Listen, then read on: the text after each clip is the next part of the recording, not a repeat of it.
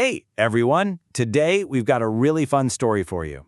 It's all about friendship, a little bit of mischief, and some seriously amazing magic. We're going to dive into the story of Krishna's cosmic picnic. So think for a second, what's the coolest magic trick you've ever seen?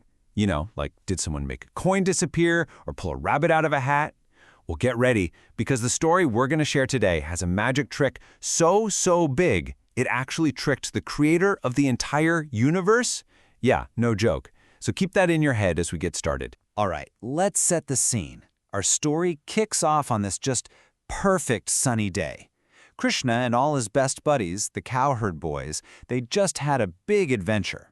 And now it was time for a well-deserved picnic lunch out in the forest. Okay, before we go any further, it's time for our first Sanskrit secret word.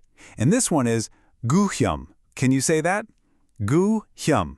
It means a secret. And that's exactly what this story is. It's a super special, kind of confidential story that not a lot of people get to hear. It's a secret all about Krishna's incredible power. So Krishna, because he's like the best friend ever, he finds the absolute perfect spot for their picnic. Just try to picture this, okay?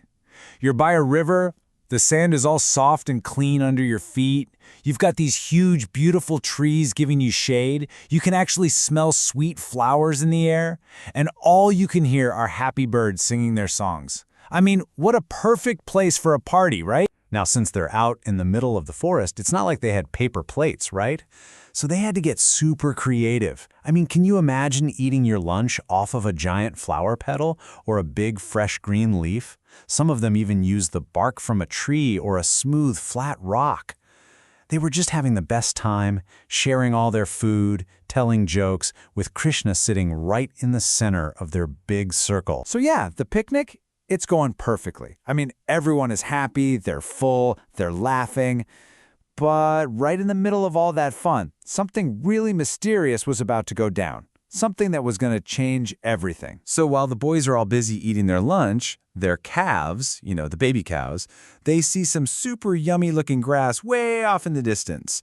And they wander off, like deep into the forest.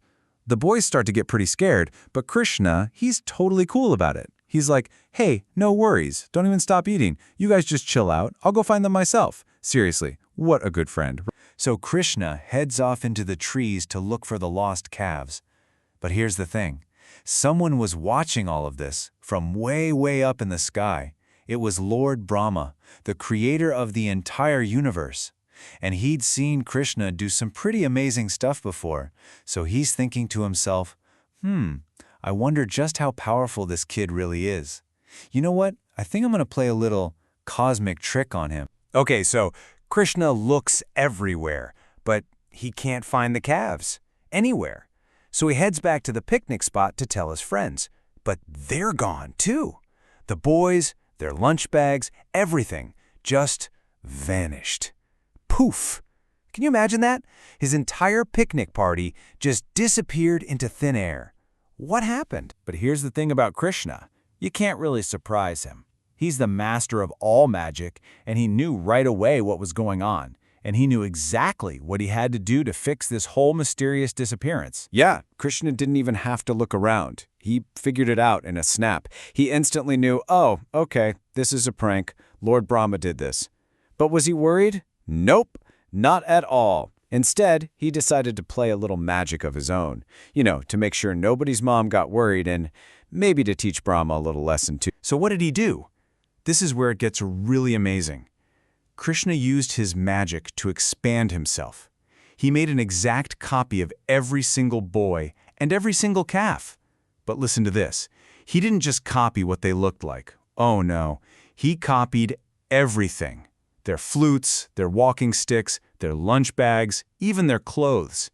He even copied their voices and the specific way each of them liked to play. It was like he created a perfect magical duplicate of the entire picture. So, Krishna leads all these magical copies of his friends and the calves back to the village. And guess what? Nobody noticed anything was different. Not a single person. But this little magic game of his, well, it went on for a lot longer than just one afternoon. Get this, a whole year. For 1 whole year, this magic trick went on. Now, for Lord Brahma, up in the sky, it felt like just the blink of an eye. But down on Earth, for a full year, Krishna was all of his friends, every single day.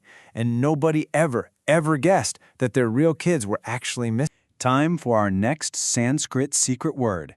This one is Adbhutam. Say it with me, Ud-bu-tum. And it means wonderful or amazing. And this word is perfect because Krishna's older brother, Balarama, he started to notice something was up. He saw that all the moms in the village, and even he himself, suddenly felt this incredible, extra special love for all the boys. And he's thinking, whoa, what is this Adbhutam thing that's happening? This is so amazing and strange. And then Balarama figured it out. He realized that this wonderful, amazing feeling was being caused by a special kind of magic. And in Sanskrit, that magic is called Maya. That's our last secret word for today, Maya. He understood this was Krishna's Maya. All those boys and all those calves, they were really just Krishna himself, spreading all of that amazing love around to everyone. Okay, so remember Lord Brahma? After what felt like just a quick second to him, but was a whole year for everybody else, he comes back. He's ready to see what happened. He's totally expecting to find Krishna all alone and confused. But oh boy, was he in for a big surprise. Brahma was completely baffled. I mean, his mind was blown.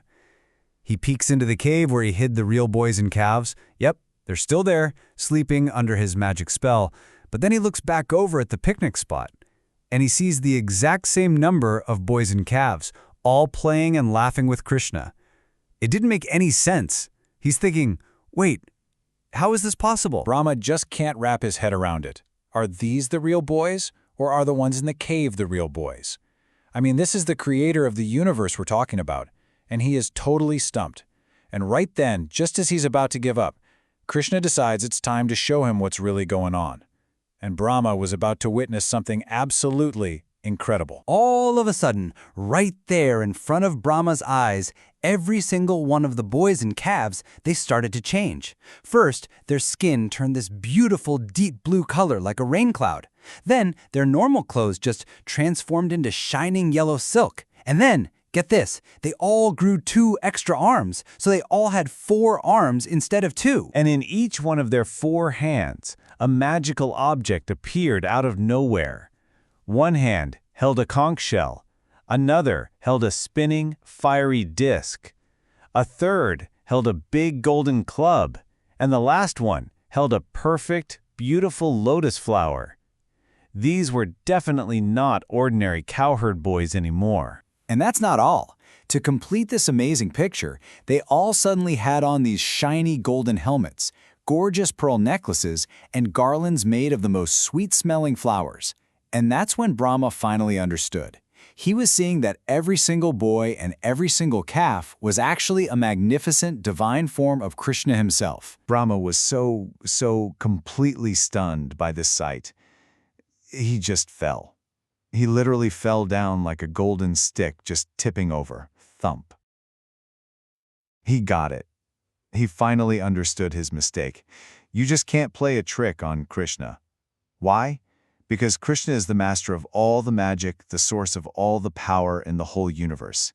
Yep, Brahma definitely learned his lesson that day. And just like that, Krishna put everything back to normal. The real boys and calves woke up from their magic nap thinking only a single second had passed.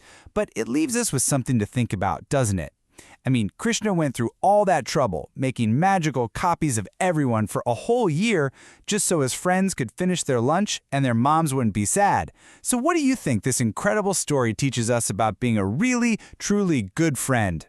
Thanks so much for listening today, and we'll catch you on a next explainer.